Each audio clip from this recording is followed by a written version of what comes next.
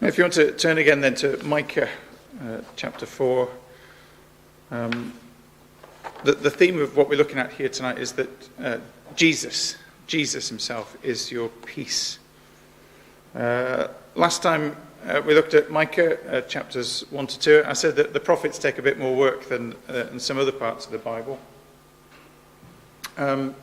And part of the reason for that is that you actually need to know quite a bit of Bible history to understand the context that they were in, who they were speaking to, and so what some of these things mean. There's another reason why sometimes the prophets are a little bit difficult to understand, is that they do make predictions about things that are going to happen in the future. And so you kind of had to know not only the context that they're in, but also what comes after, and to what extent those predictions came true, and how and when. And it's not always clear what they're speaking about, because sometimes they'll make a prediction about something that happens in the future that kind of partially comes true, and then something else happens further into the future that is a kind of further echo of that prediction, and they're all ultimately made true in Christ. But even there, sometimes there's a future element that goes beyond to the time when Christ will return. And we'll see some of that in this passage tonight as we come into Micah 3, 4 and 5. It's no surprise then that if you have to dig that much into a text, that there must be treasures to be found, and that's absolutely what we're going to see. And indeed, I think that it's richer, perhaps, than we might even have guessed. We're going to look at the verses in chapter 4 first that we read earlier, and think about what happens when the Lord is king. When the Lord is king. I said it as we were reading chapters 3, 4 and 5. They're a unit within Micah.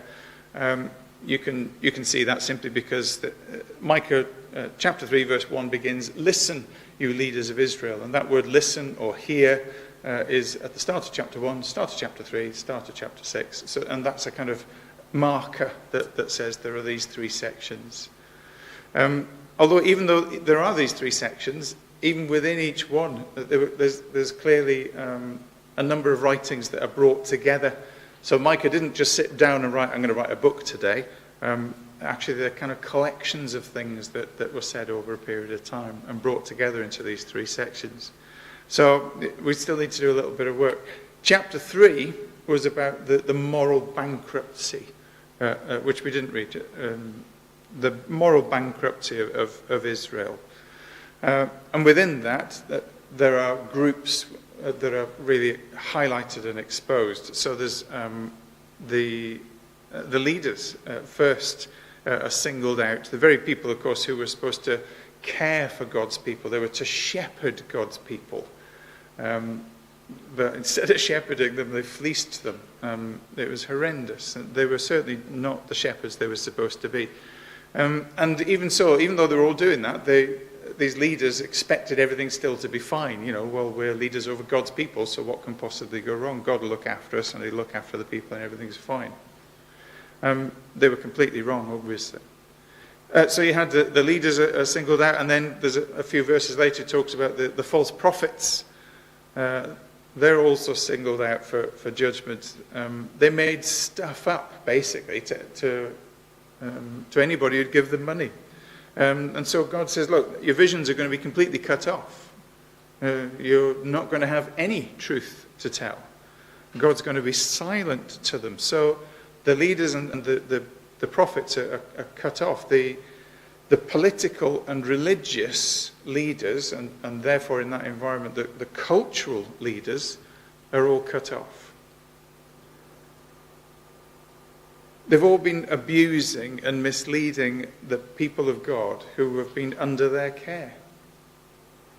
And yet, for some reason, they still had confidence in God, that God would look after them like he was some kind of lucky charm or a wonderful genie. But they had no idea. Their ways were not his ways. His ways were not their ways. So that's chapter 3, singling out, look, that's no good. The leaders and the prophets, they're all under God's condemnation, not his blessing.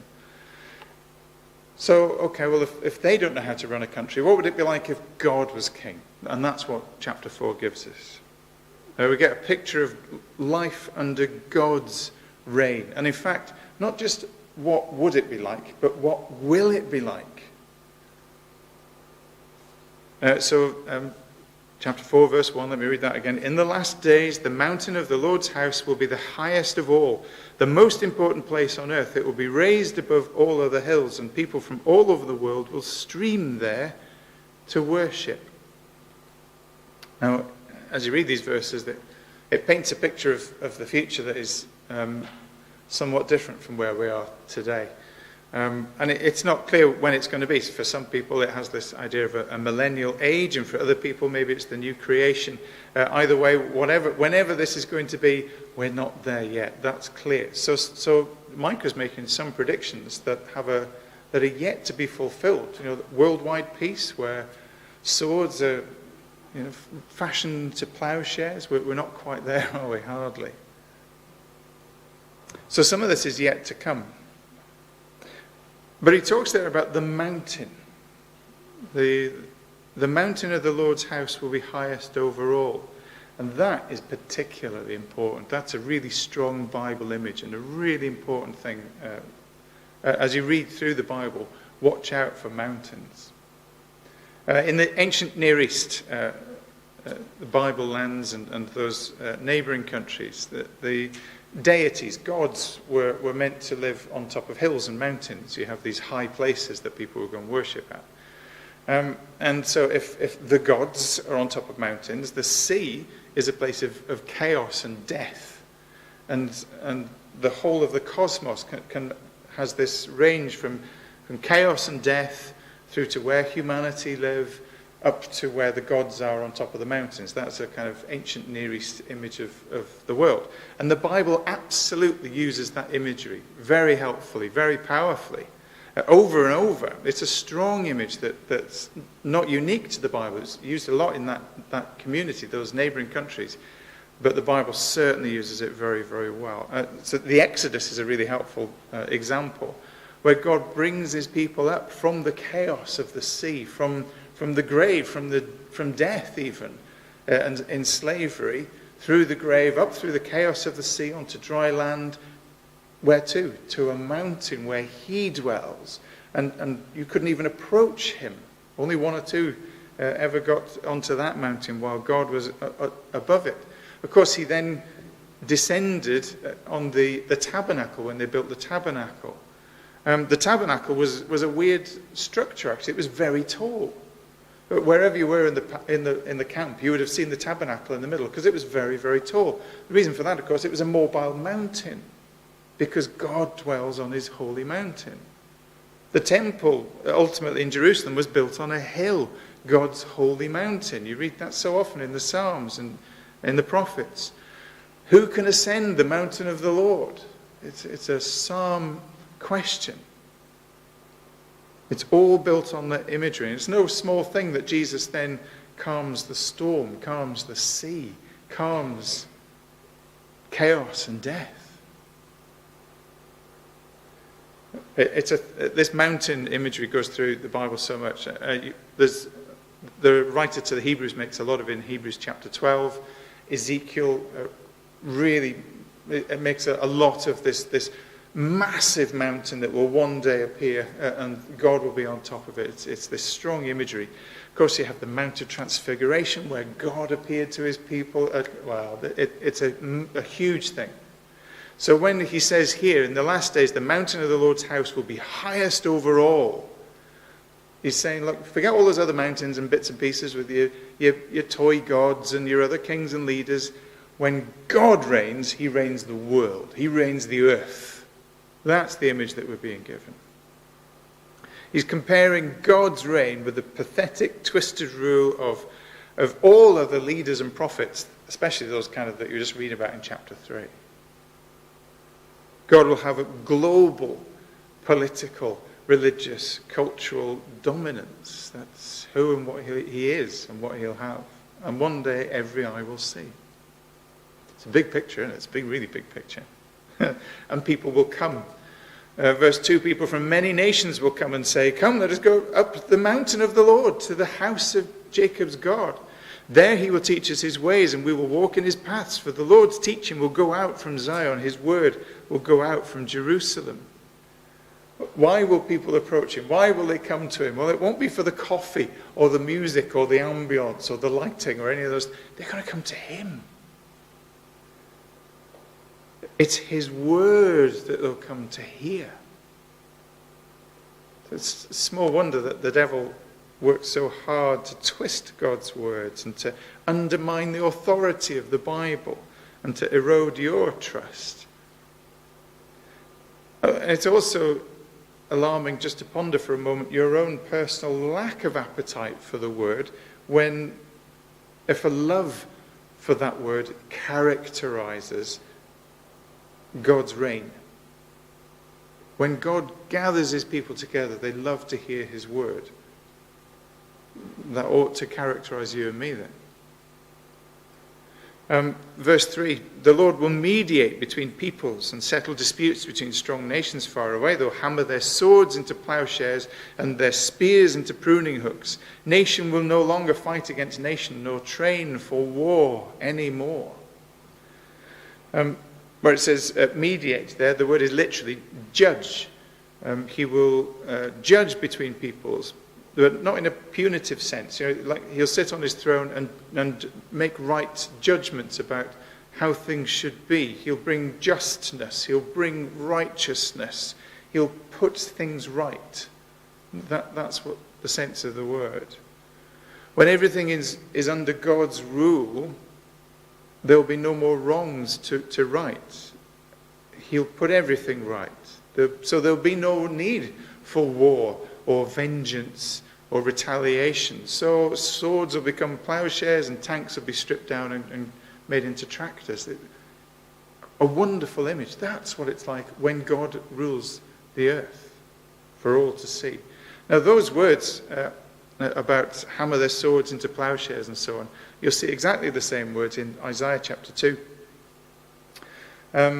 And Isaiah and Micah were contemporaries. They both lived and worked and walked the same streets and drank the same coffee in Jerusalem. They were contemporaries. They would have known each other. So you can't even tell who wrote the words first.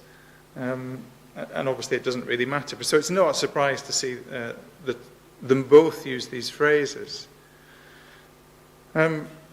Now the verse, as it's seen in Isaiah, is actually inscribed under a statue at the United Nations, because the United Nations are in theory, about bringing peace. When President Nixon was sworn into office, there was a Bible there. He put his hand on the words of the Bible, and it was this text that he put his hand on. And I think Ronald Reagan the same. And they meant it sincerely, clearly, as the United Nations do. But however sincere politicians may be and however much they might desire peace, this kind of peace can't come at the hand of men and women. It's only God who can bring this kind of global peace when he reigns. It's going to be his work. But we still pray for peace. Of course we do. Blessed are the peacemakers.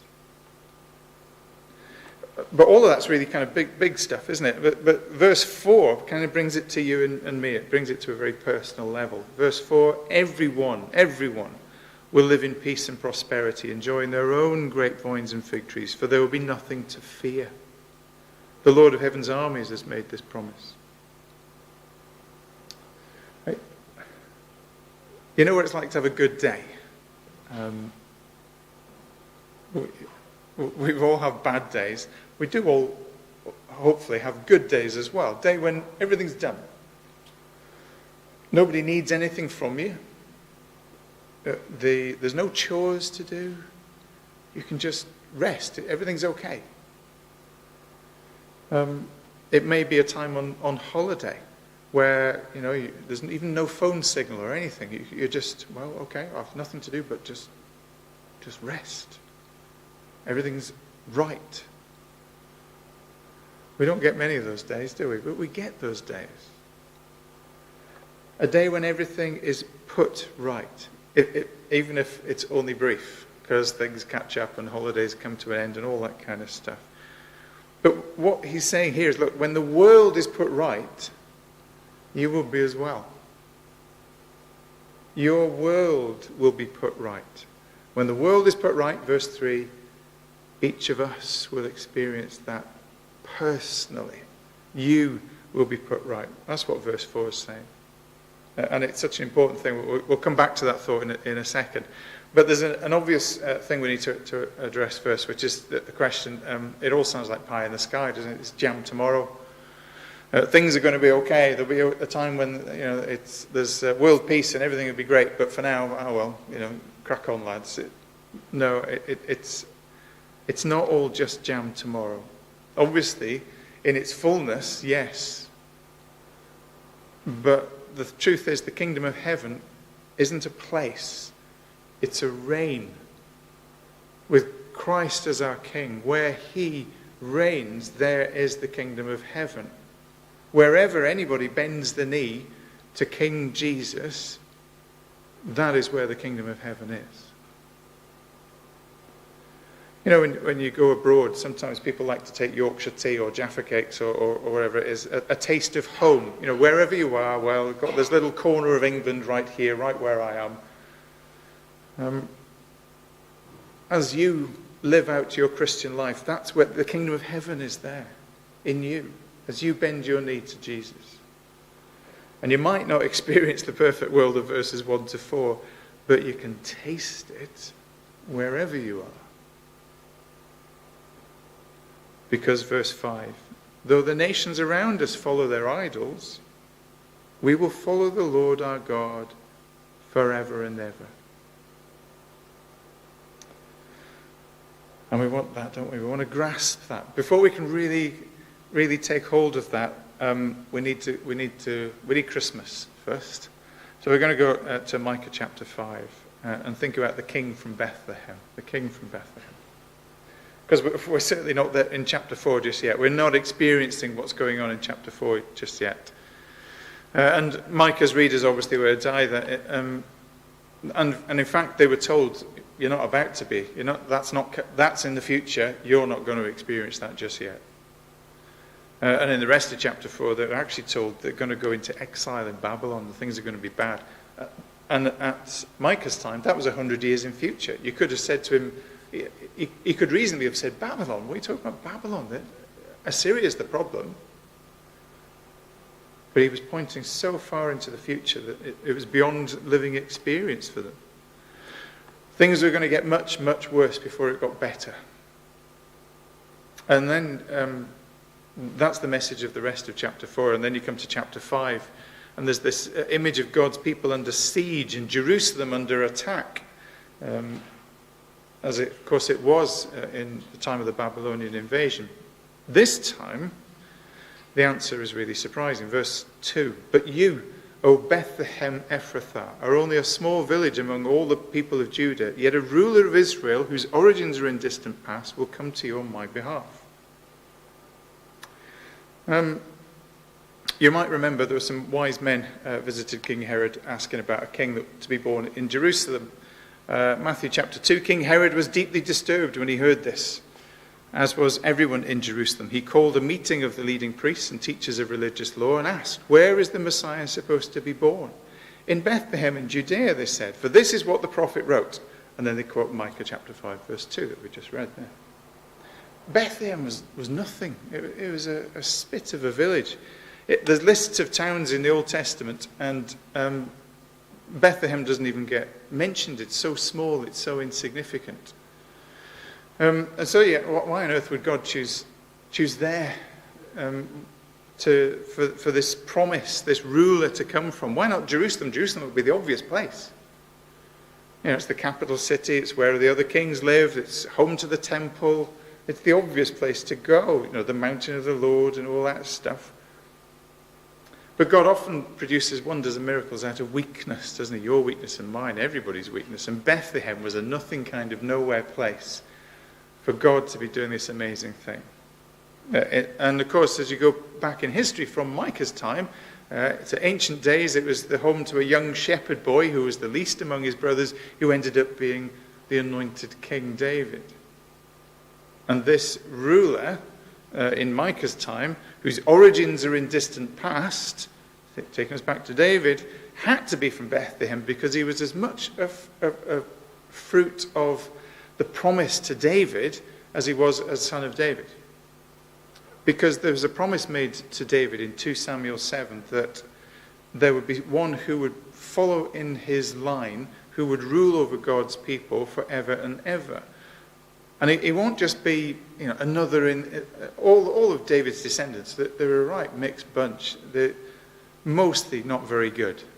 He's not going to be one like that. We need to go right back to the original God's promise and say, no, God will fulfill that. So that's why we're kind of going back to Bethlehem. And ultimately, of course, this ruler was born in Bethlehem. And he was born into absolute obscurity, born to a joiner from Nazareth of all people. And then like David, this ruler of God's people, well, he'd have a shepherd's heart when he comes. Verse 3, the people of Israel will be abandoned to their enemies until the woman in labor gives birth.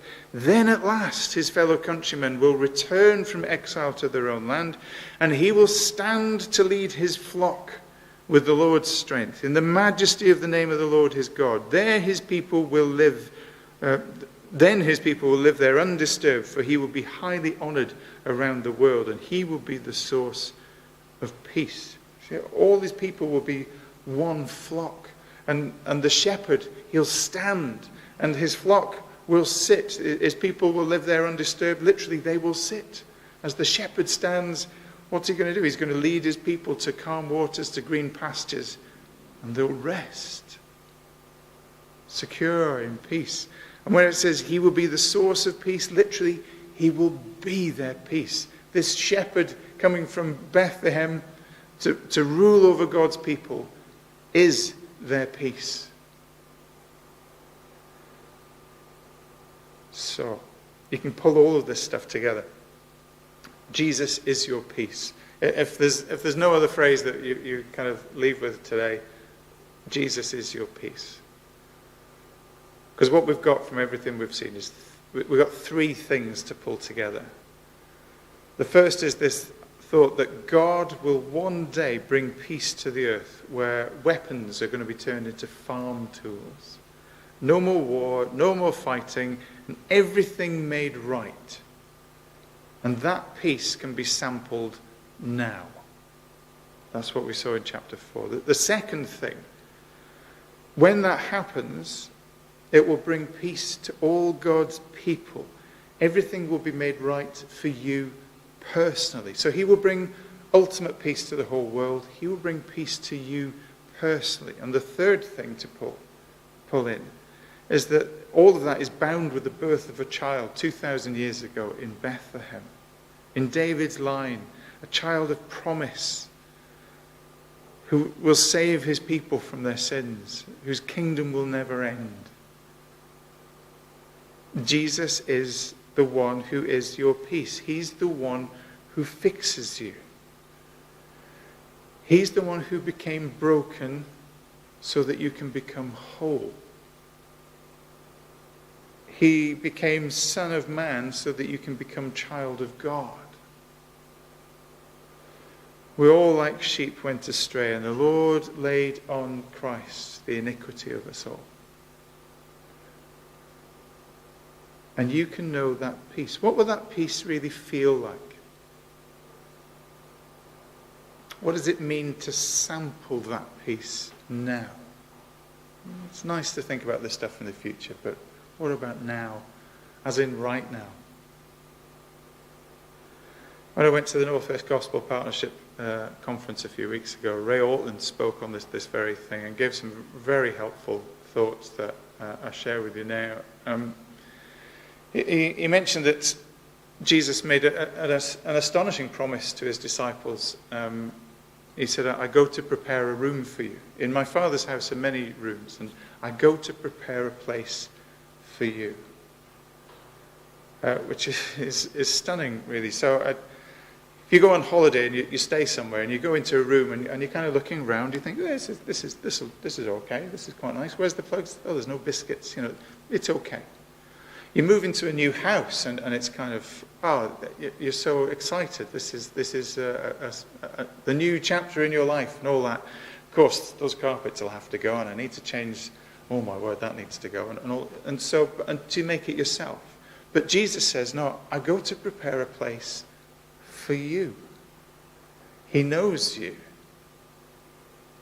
Can you imagine then entering into heaven, to the place that he's prepared for you? And you look around and look at that. Look what he's put there. Look. That's my favorite color. That's my favorite thing. He knew me. He knew me. He really thought about me when he prepared this for me. When he said, I go to prepare a place for me. Goodness, look. He really knew me. He gets me. And you're dazzled with that simple thought. And then you turn around and he's there. He's just there. In the room with you. You know, sometimes when you're hurt, when you're upset, you grieve, whatever it is, and someone you love comes and touches you, puts their arm around you, holds you. Jesus will reach out to you and say, don't fear. And he'll call you to himself. And what will you do? You'll sink in, won't you? You will sink in. Imagine.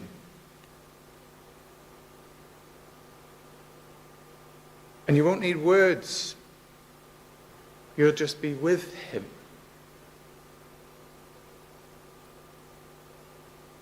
And you will discover what it means to have rest for your soul when you're with him.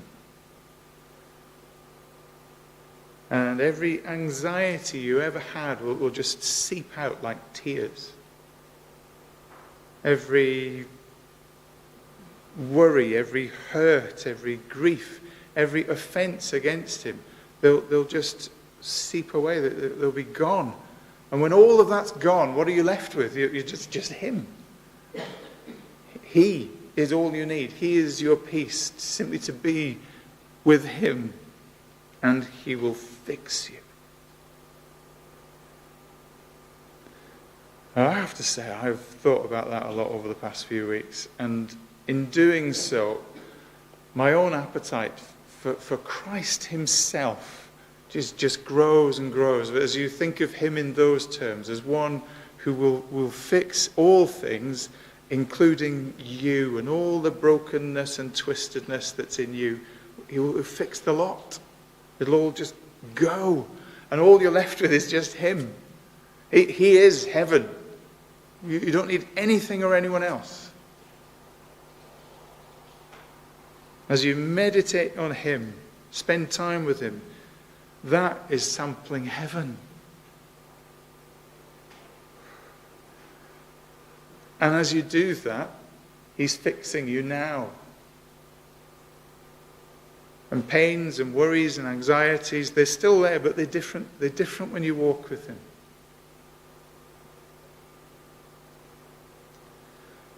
If you're not physically particularly fit and well, and you start walking up and down mountains, it'll show, won't it? If you're not spiritually particularly fit and well, and you start going up spiritual highs and lows, that will show as well. And the Christians who draw nearest to Christ, the ones who are nourished by his presence, living under his kingdom reign, they're the ones who are most going to bless others, even through those high places and valleys.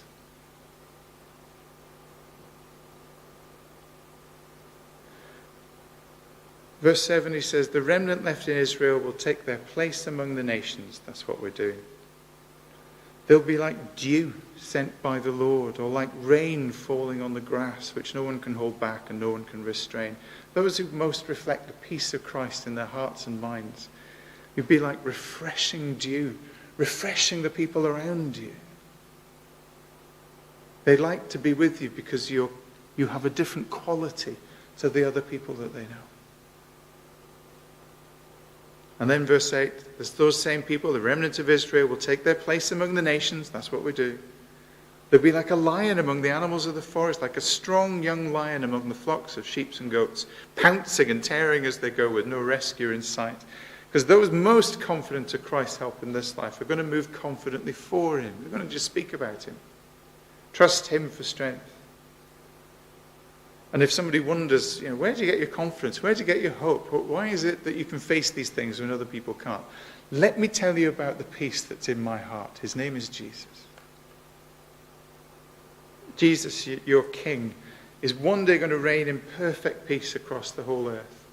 And as you draw nearer to him more and more, day by day, you become an ever stronger outpost of heaven. And he is the peace. And the peace that he gives will be yours now and tomorrow and forever. When all else is gone, there'll be him.